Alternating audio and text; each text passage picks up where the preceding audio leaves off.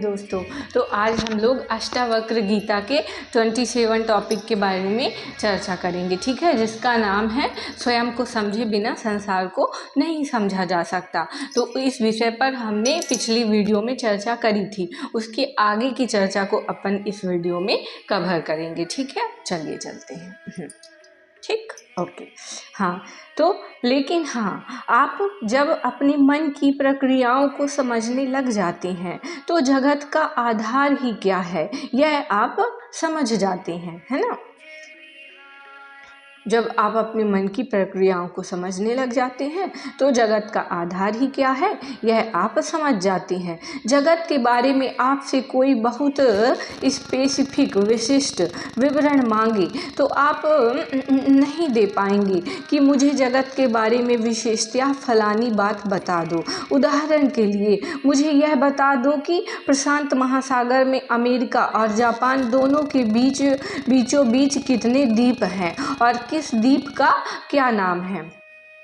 यह सब आप नहीं बता पाएंगे ध्यान से, लेकिन ध्यान आपको यह ज़रूर बता देगा कि यह जो पूरा विस्तृत पसार है जगत का, इसका आधार ही क्या है, ठीक है। और वही बात अष्टावक्र इस श्लोक में कह रहे हैं, उसका आधार आप ही हो। जगत में जितनी कुछ भी विकास की प्रक्रियाएं हो रही हैं या कि जो कुछ भी हो रहा है उसका आधार आप ही हो, उसका केंद्र आप ही हो। अगर आप आत्मा के केंद्र से संचालित होकर के जगत में सारे कार्य करते तो पृथ्वी बहुत खूबसूरत होती, और जब आप अहम के केंद्र से संचालित होकर के काम करते हो तो पृथ्वी पे विनाश ही होता है।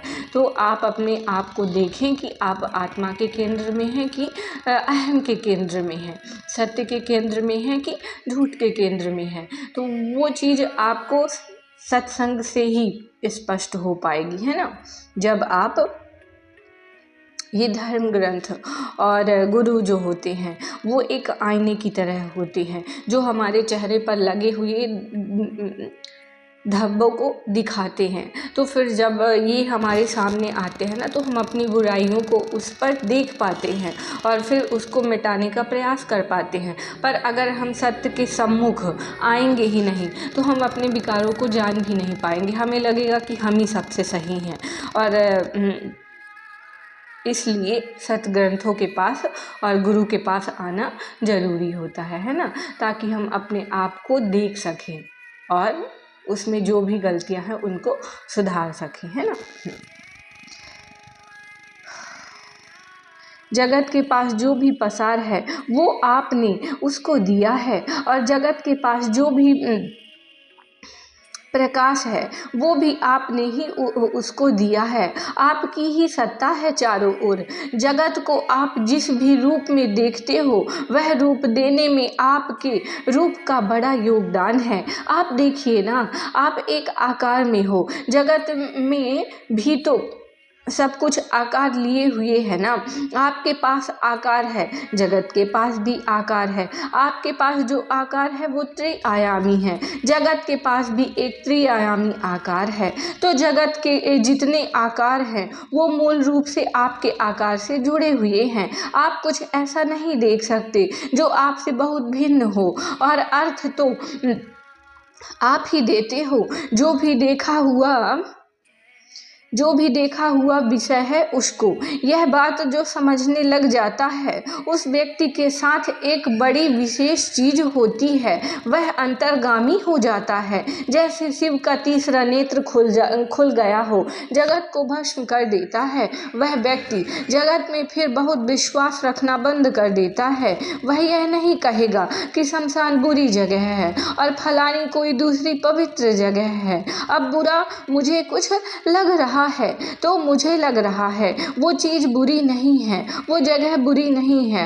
और अगर कुछ पवित्र लग रहा है तो मुझे लग रहा है उस जगह में कुछ पवित्र नहीं है।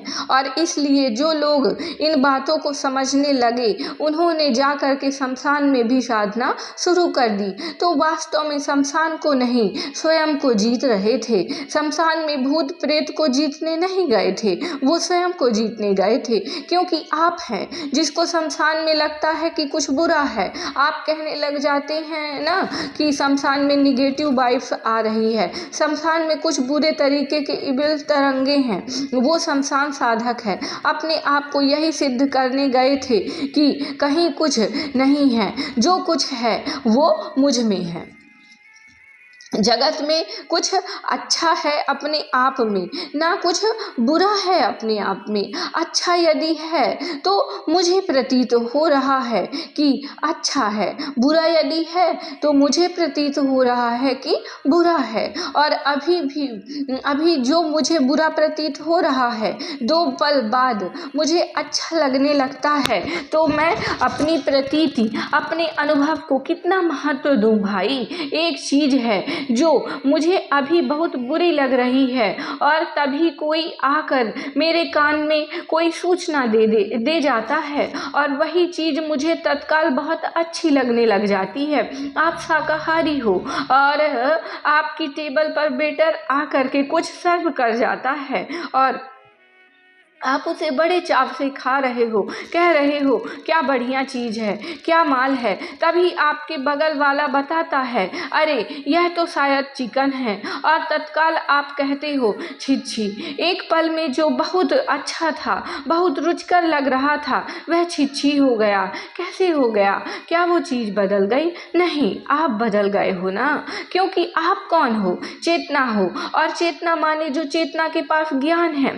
आपका ज्ञान बदल गया, किसी ने आपको कुछ सूचना दे दी, आपका ज्ञान बदल गया, आपकी चेतना बदल गई, तो जो चीज़ अच्छी लग रही है वो बुरी लगने लग गई। आप बदल गए, चीज़ नहीं बदली, आप बदल गए हो। तो जो व्यक्ति वेदांत को जानने लग जाता है वह उस एक इकाई पर अपनी सारी शक्ति केंद्रित कर देता है, जो इकाई किसी काम की है, जिस इकाई पर काम किया जा सकता है, और वह इकाई है स्वयं। वह फिर दुनिया को बहुत महत्व नहीं देता, वह कहता है मुझे अपने आप को ठीक करना है ना। जब अच्छा बुरा, ऊंचा नीचा, पाप पुण्य सब मेरे संदर्भ में ही हैं, तो मैं काम किस पर करूं? सर्वप्रथम मैं अपने आप पर काम करूंगा ना। वह फिर अपने आप पर काम करना शुरू कर देता है। जब अपने आप पर काम करते हो तो अच्छे परिणाम मिलते हैं। दुनिया पर काम करो बिना स्वयं को जाने तो तुम्हारा जो काम है वह हिंसक ही होता है, और उससे तमाम तरह के विनाश होते हैं, दुख होता है। जो अपने आप को जानने लग गया वह अपने लिए बहुत शुभ हो जाता है। इसलिए जो वेदांत में सत्य है उसका नाम आत्मा है। यह बहुत महत्व की बात है, ना कि सत्य का नाम संसार से नहीं, सत्य का नाम स्वयं से है। सत्य का नाम है आत्मा।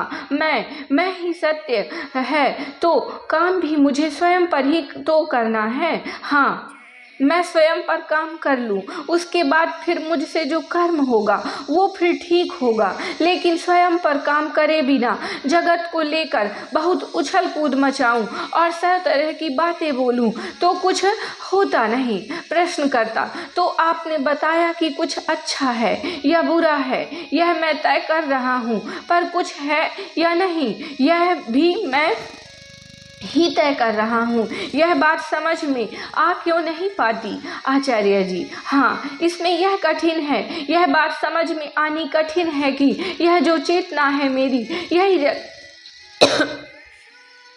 यही जगत का निर्धारण कर रही है। और क्यों नहीं समझ में आती बता देता हूँ। जब कहा जा रहा है कि आपकी चेतना से यह जगत प्रकाशित है, तो आप सोचते हो कि आप माने इस व्यक्ति की बात हो रही है।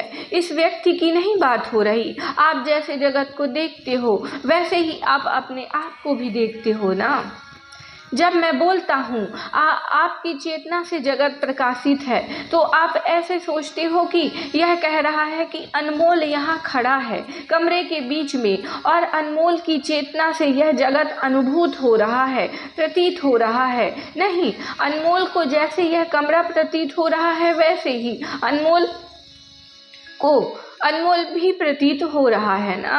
माने वह कोई और है जिसके प्रकाश से, जिसकी रोशनी से यह कमरा भी है और अनमोल भी है। यह उसके प्रकाश की बात हो रही है। अनमोल ने यह कमरा नहीं फैला दिया, कोई और है जिसने कमरे और अनमोल दोनों को फैला दिया है।